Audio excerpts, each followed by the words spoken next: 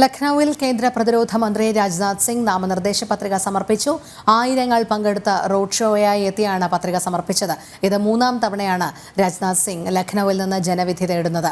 അടുത്ത മാസം 20-നാണ് ലഖ്നൌവിൽ പോളിംഗ്. ക്ഷേത്രത്തിൽ പ്രത്യേക പൂജയ്ക്ക് ശേഷമാണ് രാജ്നാഥ് സിംഗ് റോഡ് ഷോ ആരംഭിച്ചത്. UP മുഖ്യമന്ത്രി യോഗി ആദിത്യനാഥ്, ഉത്തരാഖണ്ഡ് മുഖ്യമന്ത്രി പുഷ്കർ സിംഗ് ധാമി തുടങ്ങിയവർ റോഡ് ഷോയുടെ ഭാഗമായി.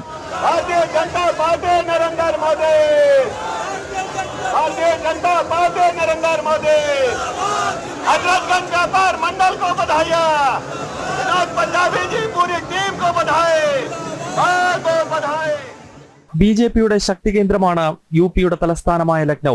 1991 മുതൽ 2004 വരെ BJPയുടെ സ്ഥാപക നേതാവും മുൻ പ്രധാനമന്ത്രിയുമായ AB വാജ്പേയി തുടർച്ചയായി വിജയിച്ച മണ്ഡലം.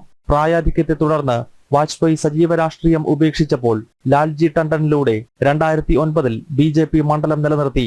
2014-ൽ BJPയുടെ ദേശീയ അധ്യക്ഷനായിരിക്കെയാണ് രാജ്നാഥ് സിംഗ് ആദ്യമായി ലക്നൌവിൽ മത്സരിച്ചത്. അന്നത്തെ ഭൂരിപക്ഷം 2,72,000. കഴിഞ്ഞ തെരഞ്ഞെടുപ്പിൽ ഭൂരിപക്ഷം 3,37,000 ഉയർന്നു. ഇത്തവണയും BJP 100% വിജയമുറപ്പിക്കുന്ന രാജ്യത്തെ മണ്ഡലങ്ങളിൽ ഒന്നാണ് ലക്നൌ. ജനം, ഡൽഹി.